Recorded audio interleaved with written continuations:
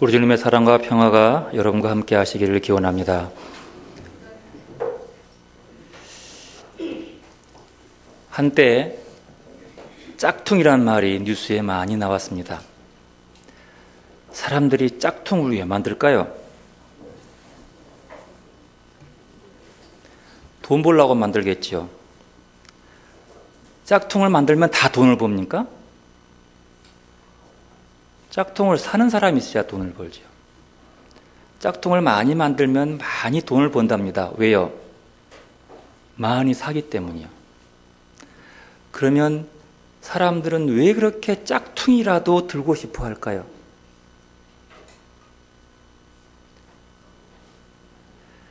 이걸 들으면 뭔가 좀 보여주는 게 있기 때문이죠. 한마디로 말하면 짝퉁을 드는 이유는 진품을 들 만한 돈이 없기 때문이에요. 명품백 하나가 뭐 수천만 원 가는 것도 있더라고요. 뭘로 만든지는 모르겠지만. 그런데 이 명품을 들라 그러면은 돈은 없고 품질도 좋고 한번 들으면 그래도 폼이 날 텐데 그래서 짝퉁을 드는 거예요. 여러분, 제가 양복을 쫙 뽑아 입고 검정 비닐봉지를 들고 가면 어떡하겠습니까? 하여튼 뭐 그 자체로만 보십시오. 아니면 양복을 입고 좋은 가죽으로 메이커 있는 가방 하나를 탁 들고 가면 어떻게 보이겠어요? 그런데 이제는 그 외형적인 모습보다도 제가 양복을 쫙 뽑아 입고 넥타이도 잘 매고 가죽 가방을 들었어요. 멋있는 가방을 들고 가는데 그 가방 속에는 스포츠 신문, 썬데이 서울 같은 잡지 한 2권, 그리고 이런저런 잡동사진을 넣고 걸어갑니다. 어울릴까요? 속을 보면 이건 잘 어울리지 않겠죠. 근데 제가 검정 비닐봉지 속에 여러 가지의 보석과 진귀한 것들을 담고 여러분에게 들고 옵니다. 어느 게 더 멋있을까요? 속에 든 것이 무엇인 줄 안다면 아마 제가 양복을 입고 검정 비닐봉지를 들고 온 게 훨씬 좋을 겁니다. 명품 가방을 색깔별로 진열대에 나열해 두고 매번 잡지를 보면서 명품이 나오면 언제나 새 것을 구입하는 여인이 있었습니다. 그 여인에게 누가 물었답니다. 왜 꼭 명품을 들어야 합니까? 라고 물으니까 그 여인이 이랬다고 해요. 이걸 들고 다니면 다른 사람들의 시선이 느껴져서요. 여러분, 그렇습니까? 다른 사람의 시선이 느껴지고요. 그 속의 내용물이 무엇이든 상관없이 명품을 메고 다니면 사람들의 눈은 부러움과 야, 참 나도 한번 들어봤으면, 그러다가 조금 더 질투심이 많아지면 내 남편은 왜 돈도 못 벌어서 저것도 안 사주나, 이런 마음이 들어온다는 거예요. 그런데 그분이 그 뒤에 이런 얘기, 어떤 분이, 다른 분이 이랬다고 그래요. 일찍 세상을 떠난 분인데 그분이 그런 말을 했다는 걸 읽어봤습니다. 이렇게 말했대요. 내가 살아보니까 정말이지 명품 핸드백을 들고 다니든 비닐봉지를 들고 다니든 중요한 것은 그 내용물이란다. 명품백에서도 시시한 잡동사니가 들어있을 수 있고 비닐봉지 안에도 금덩어리가 들어있을 수 있다. 내가 살아보니까 결국 중요한 것은 껍데기가 아니라 알맹이더라. 평범한 얘기, 그래서 읽으면서 그렇구나. 우리의 신앙생활에도 한번 깊이 새겨보아야 할 말이구나. 껍데기가 아무리 화려하고 명품처럼 치장했다 할지라도 그 알맹이가 없다면, 그 알맹이가 잡동산이라면 그게 무슨 소용이 있냐고 하는 거예요. 사순절기를 지나면서 우리의 기독교의 신앙에 대해서 한 번쯤 생각해 보았습니다.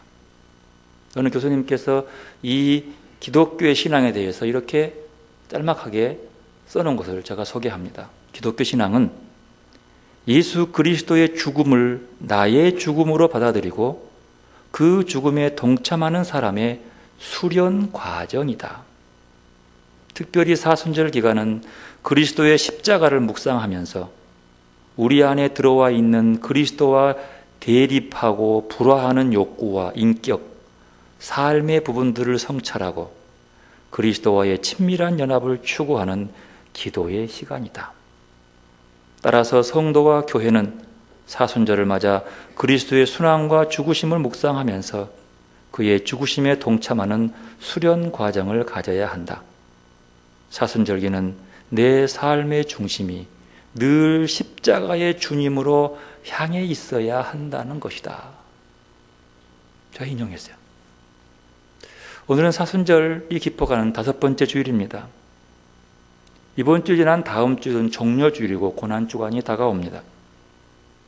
이 주일에 올해는 교회력에 따른 복음서의 본문이 오늘 요한복음 12장 1절에서 8절, 우리가 너무나도 잘 아는 이야기입니다. 이야기의 중심은 다른 데 있지 않습니다. 마리아가 향유가 든 옥합 하나를 깨뜨려서 예수님의 발에 부었다는 이야기입니다. 너무 잘 아는 이야기예요. 그런데 이 이야기는 요한복음에만 있는 것이 아니라 마태복음과 마가복음에도 비슷한 내용이 있습니다. 그런데 이 둘 사이는 똑같지 않고 약간의 중심점에 보는 사람의 눈에 따라서 잠깐 다릅니다. 마태와 마가는 비슷한데요, 가장 크게 이 사건이 일어난 장소가 서로 다릅니다. 오늘 요한복음 본문은 베다니에 있는 나사로의 집에서 이 일이 일어났습니다. 그런데 마태와 마가복음은 시몬이라고 하는 세리의 집에서 잔치할 때 일어난 겁니다. 향유를 부은 사람은, 요한복음은 마리아라는 이름이 나오는데 마태와 마가는 이름을 알지 못하는 어떤 여인이 와서 그렇게 했다고 합니다. 또 하나, 그 중에 가장 중요한 부분은 향유를 어디에 부었냐는 거예요. 마태복음 16장에는 그 향유를 예수님의 머리에 부었습니다. 요한복음은 예수의 발에다가 부었습니다. 여러분이 묻겠습니다. 향유는 머리에다 뿌리는 게 맞습니까? 발에다 뿌리는 게 맞습니까? 지금 말해요. 여러분에게 귀한 향유를 주었어요. 발에다 뿌리겠어요? 머리에다 뿌리겠어요? 그게 상식이죠. 그런데 예수님이 살던 그 시대에도 향유를 발에다 뿌리는 것은 상식이 아니었다는 거예요. 내가 생각해봐도 그래요. 그런데 굳이 요한복음은 그 향유를 발에다가 다 부어버렸다고 하는 거예요. 누가 봐도 이건 이 말은 좀 부끄러운 일이에요. 이게 정상적이지 않잖아요. 누구도 볼 수 있는 없는 일이에요. 그런데 굳이 이 발을 강조했다고 하는 사실에 대해서 한 번쯤 생각해 보았어요. 왜 발이었을까? 여러분, 예수님께서 마태, 마가, 누가복음에 의하면 제자들의 발을 씻겨준 장면이 나오죠. 어느 때였어요? 그때 마지막 성만찬하고 마지막 만찬을 하고 나서 발을 씻겨줬단 말이죠. 근데 요한복음에는 마지막 만찬 사건이 나오지 않습니다. 그리고 예수님이 제자들의 발을 씻긴 모습은 나오지만 예수님의 발을 향유로 씻긴 모습은 오늘 본문에만 나와요. 어느 누구도 그걸 생각하지 않았어요. 자, 그러면 이걸 바꿔 생각해 볼게요. 예수님의 제자들에게 발을 씻긴 이유가 무엇이에요? 성경에 나옵니다만, 내가 네 발을 씻기는 것처럼 너희도 이렇게 남을 섬기라고. 더 나아가서 네의 발걸음이, 내가 씻겨준 발걸음이 거룩하게 되어서 네가 이 발걸음으로 나아가서 어디를 가든지 그 길에게 복음이 전해질 뿐만 아니라 그곳에 발을 씻겨주는 모습으로 하나님 나라의 공동체를 만들어야 한다는 사명을 준 거예요. 네 발이 참 복된 발이다.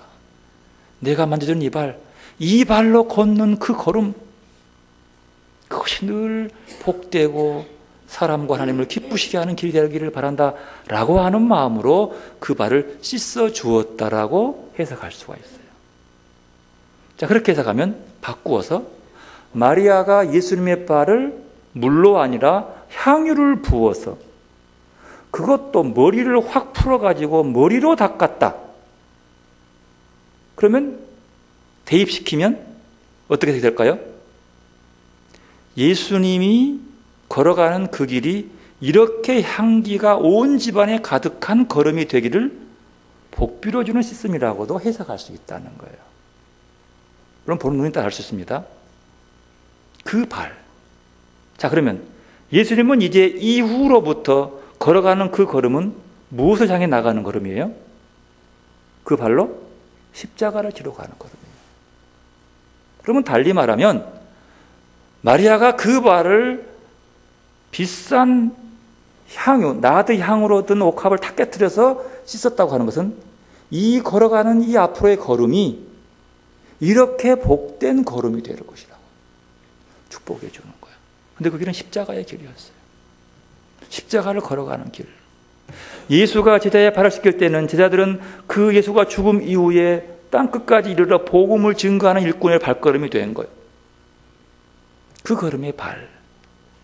그리고 여인이 머리를 풀어 헤쳤는데 그것도 심상치 않는데 머리를 풀어 헤쳐서 이게 얼마나 긴지 모르지만 머리를 그 발에다 대고 발을 닦았다. 그 풀어버리는 머리의 장면도 한 번쯤 어느 정도 비유할 수 있어요. 뭐 그것은 지금 묵상해 보지 않겠습니다만 한번 이 부분도 이게 얼마나 의미 있는 것인가. 그 정도의 의미 있는 일을 했다고 하는 그 모습. 그래서 뭔가 한번 오늘 본문에서 정말로 마리아의 이 행동은 심상치 않다라는 모습을 볼 수 있습니다. 오늘 본문 1절에 보면은요, 6월절 열세 전에 예수께서 베다니에 이르시니 라고 말합니다. 6월절 열세 전입니다. 그러면 열세 후에 있을 6월절에는 무슨 사건이 벌어져요? 오늘 본문의 기록에 하면 열세 후에 뭔 일이 일어나요? 예수님이 십자가에 못 박힌 날이 그 날이에요. 그래서 여기서 6월절 열세 전 이 말은 지금 우리가 읽어볼 때는 예수님이 십자가에 못 박히기 열세 전 사건이에요. 주님이 곧 십자가에서 우리를 구원하는 사건의 모습. 그런데 그곳은 예수께서 죽은 자 가운데 살리신 나사로가 있는 곳이라. 그곳은 베다니에 이르렀다. 베다니에 이르는데 베다니는 죽은 나사로를 예수님이 살리신 곳이에요. 근데 예수님이 이곳에 왜 갔을까요? 2절에 보십시다. 뭐라 그럽니까? 거기서 예수를 위하여 뭐 할세? 잔치할세. 이 잔치는 예수를 위한 것이에요. 그 잔치의 주인은 누구예요? 예수님이라고 볼 수 있는 거죠. 물론 이 예수님을 위한 이유가 있습니다만 어쨌든 예수님이 지금 베다니에 도착한 이유는 잔치를 베푼 사람들의 초대에 의한 거예요. 누가 잔치를 베풀었습니까? 밑에 봅시다. 마르다는 일을 하고 나사로는 예수와 함께 앉은 자 중에 있더라. 나사로의 집이요. 요한복음 11장에 보면 나사로가 죽었습니다. 무덤에 묻혔습니다. 그리고 나흘 만에 그 무덤에서 살렸어요. 그 나사로 살리신 분이 예수님이요. 이게 무슨 거예요? 그 동생 마르다와 마리아가 죽은 자기 오빠를 살려준 예수님께 감사하는 마음으로 너무 고마워서 잔치를 베푼 거예요. 거기에 더불어서 자기 오빠의 살아남을 축하하는 그런 잔치라고 볼 수 있습니다. 참 즐거운 잔치요. 그래서 아마 잔치상의 한중앙에 예수님의 자리뿐만 아니라 나사로의 자리를 마련해 두고 동네 사람들이 다가옵니다. 축하합니다. 아이고 나사로 축하해.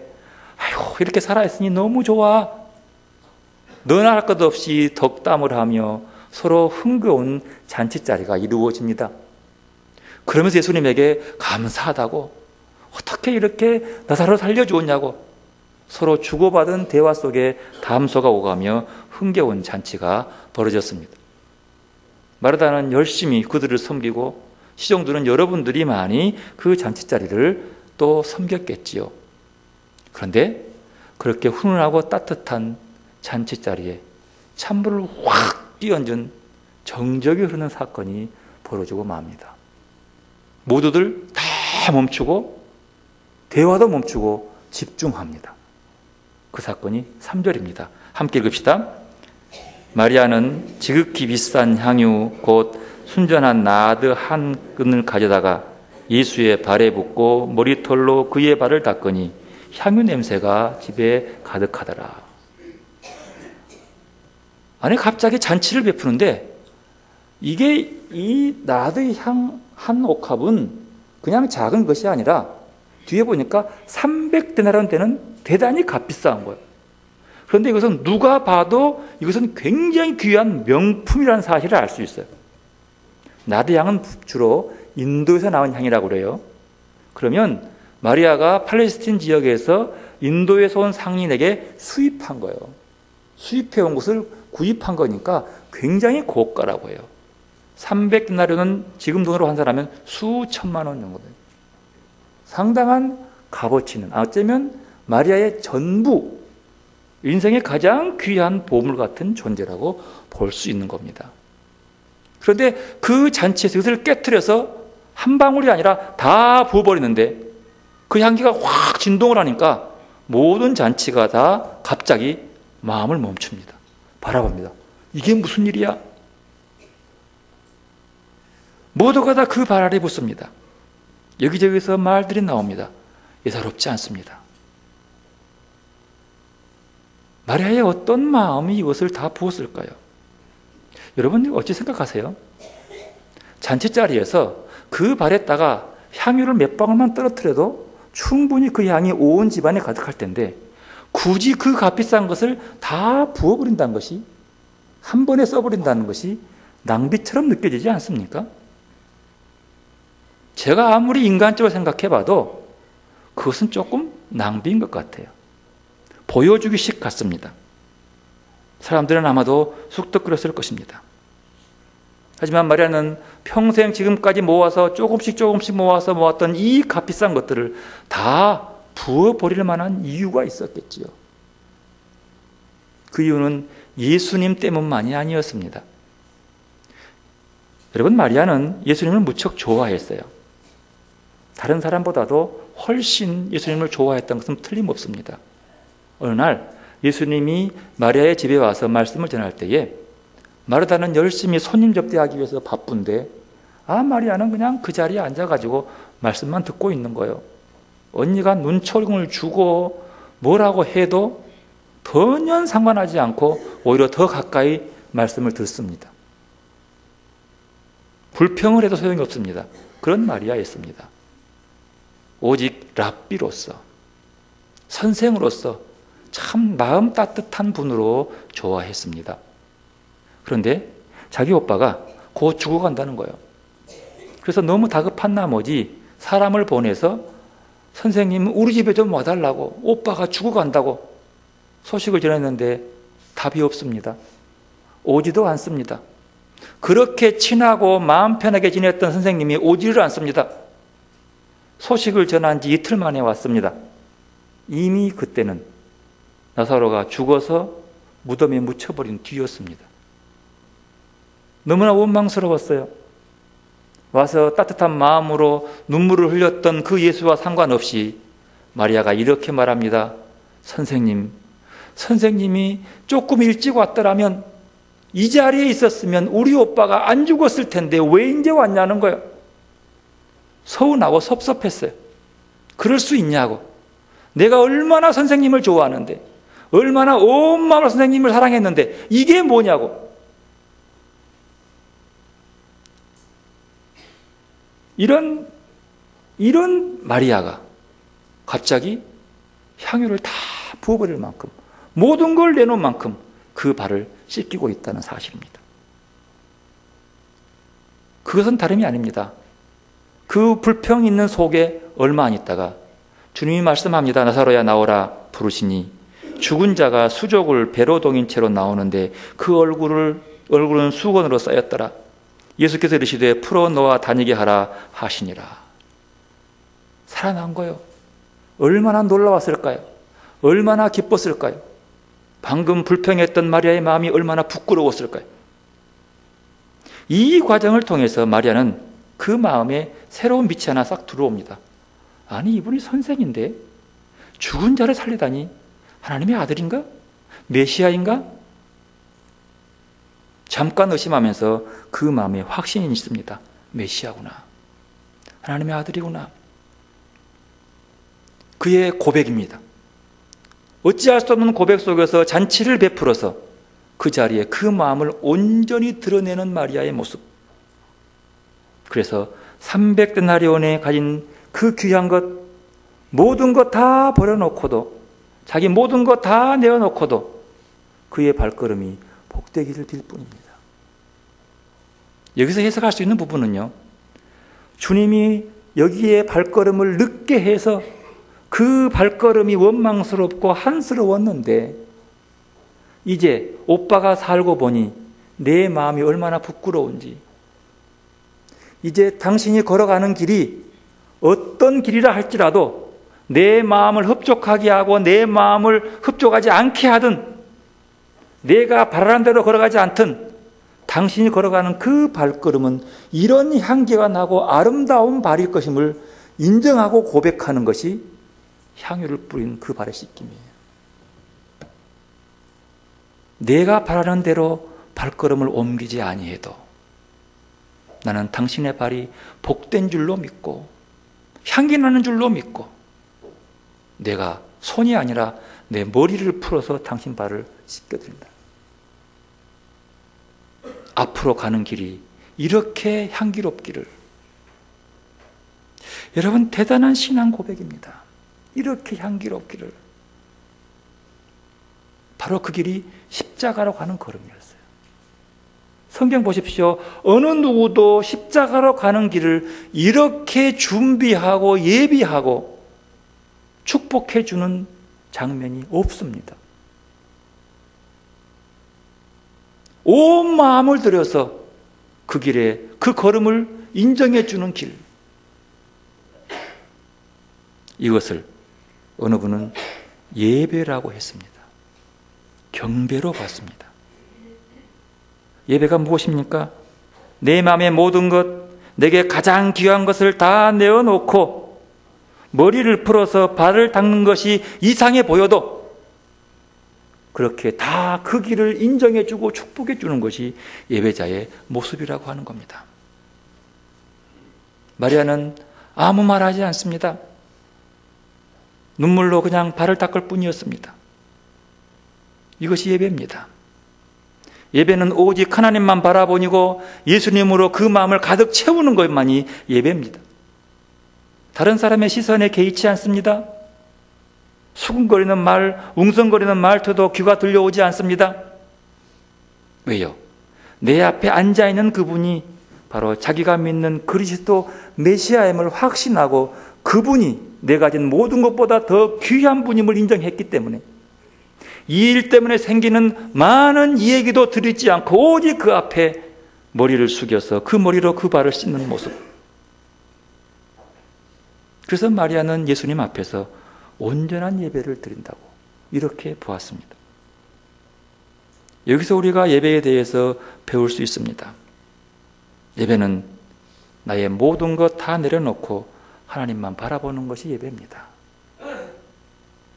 누구의 말, 누구의 비난, 누구의 판단 전혀 개의치 않고 자나깨나 오직 예수님 앞에 서서 그분에게서 모든 마음을 다 바치며 그분에게서 오는 말씀을 듣는 것, 그리고 내게 가장 귀한 것도 그분께 다 바치는 것이, 내 생명까지도 바치기로 다짐하는 것이 예배라는 거죠. 이런 예배를 드리기 위해서는 예수님이 누구인지를 분명히 알아야만 가능합니다. 마리아는 오빠의 살아난 사건을 통해서 묵상하면서 이분이야말로 하나님의 아들이고 이분이 하는 무슨 일이든 어떤 일이든 내가 판단하고 내가 생각할 것이 아니라 그분이 하는 무슨 일이든 다 선한 일이고 그것이 인류를 구원하는 일이라는 사실을 그는 고백하고 있다고 보는 거지요. 그런데요, 예수와 함께 있다고 해서 예수를 보고 있다고 해서 모두 예배 드리는 것은 아닙니다. 예수님과 함께 있었던 자들을 살펴보면 됩니다. 예수님이 나사로를 살릴 때에 많은 사람들이 있었어요. 그리고 나사로가 나와서 함께 기뻐하며 오빠 살았다고 막 울고 춤추고 있는 과정 속에 요한복음 11장 45절 이하에 보면 몇몇 유대인들이 바리새인들에게 고발하고 바리새인들을 통해서 대제사장들과 바리새인들이 공회로 모여서 예수를 죽이기로 결의합니다. 읽어보면 나와요. 바로 앞에. 마리아는 살아난 나사로 자기 오빠를 보면서 그분이 메시아고 하나님의 아들인 줄 알고 자기의 모든 것들을 내어서 그분이 걸어가는 길이 무엇이든 그 길을 축복해주고 그 길을 준비해 주었는데, 배웠다는 사람들, 높았다는 사람들, 자기 이름을 자랑할 만한 사람들은 예수를 죽이기로 결의합니다. 분명합니다. 예수님과 함께 있다고, 예수님이 하는 일을 보았다고 다 예배하는 것이 아닙니다. 성경이 우리에게 말하고 있는 것이 이것입니다. 주님 앞에서 기적을 바라보고 놀라운 것을 봤다고 다 예배하는 게 아니에요. 교회에 앉아 있다고 다 예배하는 것이 아니라는 겁니다. 마리아처럼 예수를 인격적으로 자기의 신앙을 고백하고 누가 뭐라 해도 여론이 어떻게 형성되든 예수를 왕따시키고 죽이려고 여론을 흡수해 몰아가는 것을 뻔히 알고 있음에도 불구하고 주님 앞에 나의 모든 것 다, 불편한 것까지 다 내려놓고 그의 발 앞에 꿇어 앉아서 마음을 열고 그분을 받아들이는 것, 이런 마음 없이 어떻게 하나님께 영광을 돌리는 예배를 드릴 수 있다고 말할 수 있겠습니까? 내 입맛에 맞는 예배 분위기를 좋아하지 말고 주일에 교회에서 주님을 만나고 그 마음 앞에, 내 마음 앞에 채워주는 주님의 말씀으로 채워가기 위해서 오직 그분께 모든 집중을 하는 예배가 되어야 한다는 말씀입니다. 이 예배를 바라봐야 되는 거예요. 근심 걱정이 있어요. 왜 근심하고 걱정합니까? 내게 뭔가 귀한 것에 문제가 생기려고 할 때 근심하는 거예요. 아무것도 아닌 것은 근심할 이유가 없죠. 내게 귀한 것, 내가 예수 그리스도가 가장 귀한데 주님 앞에 나온 예배 자리에서 근심할 수 있겠어요? 그래서 근심 걱정 모든 짐 다 십자가 앞에 내려놓으란 말은 그런 뜻이에요. 못 내려놓는 것이 나지. 이것에 관심이 있기 때문에 주님으로 채워지는 자, 나를 만족한 예배를 드리려고 하지 말고 내 입맛에 맞는 예배를 찾으려고 하지 말고 오직 주님만 기쁘시게 하는 예배를 찾는 여러분들이 되시길 바랍니다. 예배를 통해서 주님이 기뻐하는 것이 나의 만족이 되는 것, 예배를 통해 내가 만족을 누리려고 하지 말고 내가 오늘 주님께 기쁨을 주고 그것이 내가 만족을 하게 느끼는 것, 이것이 바로 마리아의 주님 앞에서 섬기는 예배하는 모습이라는 거죠. 그런데 이 광경을 지켜보고 이렇게 반응한 사람이 있습니다. 마리아의 그 향유를 붓는 것을 보고 가룟 유다는 이렇게 반응합니다. 4절 5절 함께 있습니다. 제자 중 하나로서 예수를 잡아줄 가룟 유다가 말하되 이 향유를 어찌하여 300나론에 팔아 가난한 자들에게 주지 아니하였냐 하니.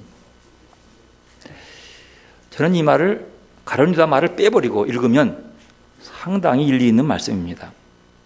왜냐하면 말씀드린 것처럼 향유는 한두 방울 떨어뜨리면 되지 굳이 그걸 다 부을 필요가 없잖아요. 그런 마음이 있더라면 한두 방울 떨어뜨리고 나머지는 모아서 예수님 이거 팔아서 가난해 주십시오 라고 주면 훨씬 좋지 않겠어요? 얼마나 빛나겠어요? 얼마나 예수님이 자랑스러웠겠어요? 뭐 가룟 유다 말이 그렇게 틀린 말이 아니야. 가만히 생각해 보십시오. 뭐가 크게 틀린지. 아주 이성적이고 합리적이고 사람들이 모두가 다 공감할 일입니다. 하지만 그것을 예수에게 부었다. 여러분, 지금 우리가 말하는 예수의 모습은 정말로 하나님의 아들로서 존경받고 모든 거 다 내어줘도 아깝지 않지만, 그 당시에 예수님은 요셉의 아들이었어요. 나사로 촌동네 아들이었다고요. 별 볼 일 없는 사람이요. 잠깐 말씀도 잘하고 기적을 일으켜가지고 인기는 좀 있었지만 그렇게 뭐 인정할 만한 그런 자리가 아니었어요. 근데 그런 사람에게 그걸 다 부었다. 합리적이지 않습니다. 그런데 누가 봐도 바른 말을 하고 상황상에서 옳은 말을 하는 가룟 유다의 말에 대해서 성경은 이렇게 반응합니다. 6절 말씀 함께 읽읍시다. 이렇게 말함은 가난한 자들을 생각함이 아니요 그는 도둑이라 돈꾀를 맞고 거기 넣은 것을 훔쳐가미러라. 성경은 내가 봐도 바른 말을 하는 가룟 유다를 보고 도둑놈이라고 얘기해요. 뭘 본 거예요? 그의 생각, 그의 마음을 본 거예요. 껍데기 말은 다 맞는 말을 하고 옳은 말을 하는데 그 마음은 뭐예요? 다른 쪽에 가 있다는 소리예요. 이게 도둑놈 심보라고 하는 거예요. 하나님의 뜻을 향해서 한 걸음 한 걸음 십자가를 향해 나아가는 예수님의 발걸음 앞에 마리아는 그 길을 복되게 그 길을 준비해주고 3년 동안 함께 동거하며 먹고 마시고 인정받는 가룟 유다는 그 길을 인정이 아니라 겉으로는 그 길을 따르는 것처럼 생각하면서도 마음은 가로막고 있다는 사실이. 십자가의 길을 가려고 하는 예수님의 가로막고 갈 수 없다고 가로막는 베드로를 향해서 주님 말합니다. 사탄아 물러가라. 성경도 과격해요. 이게 어떤 마음일까? 제가 생각해 봤어요. 가만 생각해 보니까 대한민국 국회의원들이 하는 말을 들어보면 다 국민을 위한다고 그런데 한 사람도 국민을 위한 것 같지 않아. 말로는 언제나 국민을 위한데 국민들은 다 그 속마음을 알아. 어떤 마음이라고? 도둑놈이라고. 그런데도 맨날 나와서 국민을 위한다고 해. 나는 다 보이더라고요. 성경이 정확히 찍어버리는 거야. 가룟 유다의 그 마음. 네가 3년 동안 예수와 가장 가까이 있었고 가장 인정받았고 사람들이 부러워했던 그 사람이지만 이렇게 그 길 앞에서 바른 말을 했어요. 그거 팔아서 가난한 사람한테 주는 것이지 왜 이렇게 낭비하냐고. 돈 아까운 줄 모르고 막 이렇게 나왔어요. 그런데 그것을 보면 맞지만 그 마음을 보고 말합니다. 도둑이라 돈깨를 맞고 거기에 넣어 훔쳐가미라라. 아직 안 훔쳐갔지만 훔쳐간다라고 얘기해버려요. 그 당시 대부분의 사람들은 그랬을 겁니다. 아마 저의 마음도 그래요. 왜 그는 그랬을까요? 표면적인 핑계일 뿐이에요, 그 사람. 왜냐하면 그 마음은 이미 욕망으로 점령됐기 때문이에요. 유다는 그 마음의 작은 욕망 하나를 이기지 못했습니다. 예수님과 함께 지내면서도 자기 안에 있는 욕망은 제어하지 못하고 끝으로만 주님을 따라왔습니다. 이유가 무엇일까요? 어느 분의 설명입니다. 한 번도 자기 죄를 주님 앞에 솔직히 내어놓는 적이 없었기 때문이라는 거예요. 한 번도 이 문제로 주님 앞에 엎드려서 고민하고 기도한 적이 없었기 때문이라는 거예요. 항상 핑계대고 진정한 자기 모습을 외면해버려요. 항상 핑계만 대. 분위기가 어때서 안 되고 뭐가 어때서 안 되고 남이 어때서 안 되고 나는 보지 못해요. 누구 때문에 예배를 못 들 것 같고 분위기가 뭐 이래서 분위기 못 들 것 같고 내 문제를 못 봤다는 가룟 유다의 모습. 자기중심적 생각에서 한 발자국도 벗어나지 못했던 가룟 유다. 이건 진정 가룟 유다만의 문제가 아니라 거듭나지 못한 자들의 자기 내면을 바라보는 것과 맞습니다. 자기 죄를 보려고 하지 않아요.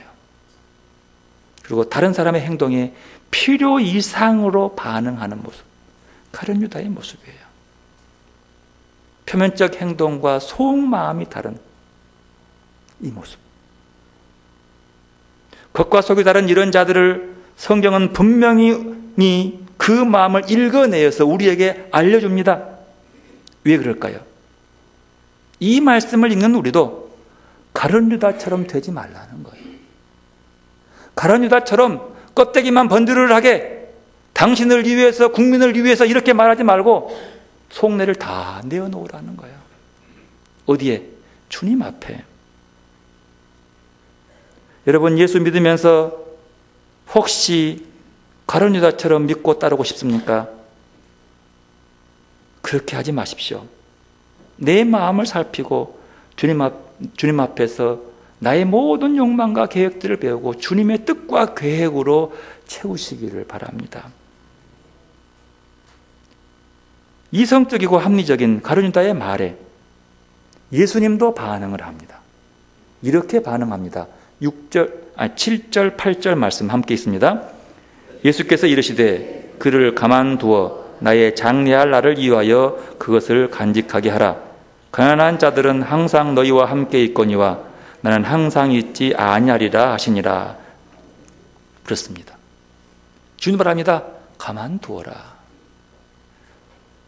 그 일을 하는 것 방해하지 말아라. 라면서 말합니다. 나의 장래를 준비하기 위함이다. 돈 낭비하는 것 나도 한다. 가만두어라. 내 장래를 중요한 중심은 예수님의 장래를 준비한 거예요. 그 장래는 뭐요? 우리를 구원하는 십자가의 길.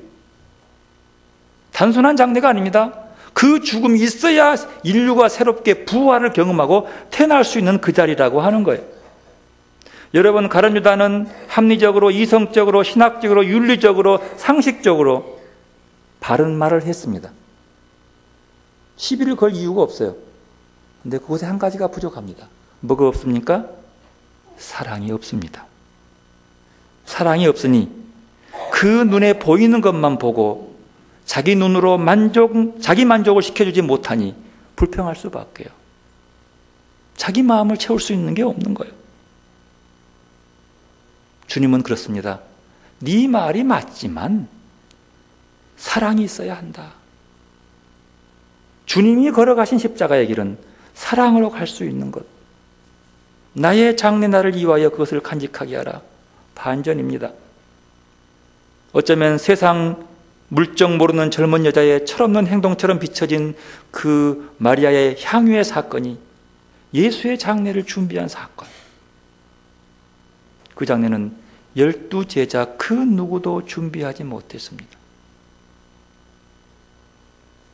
마리아의 주변의 수상한 분위기가 상관없이 향유를 쏟았다는 것은 자신의 영혼을 예수님께 온전히 맡겼다는 뜻입니다.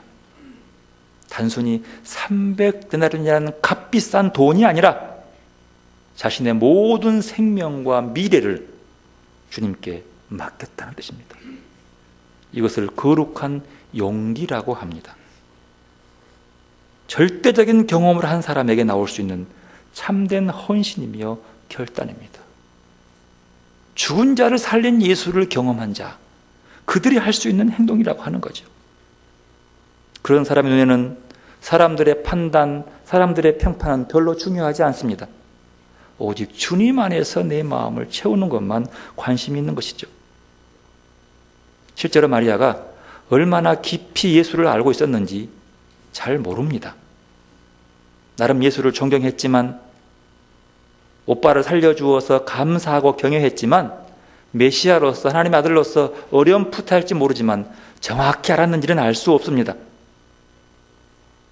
예수님의 운명이, 인류의 미래가 달려있다는 사실을 다 알지는 못했다 할지라도 예수님은 그의 행동이 자신의 장례를 준비한 것이라고 받아들이고 있습니다. 사랑이요.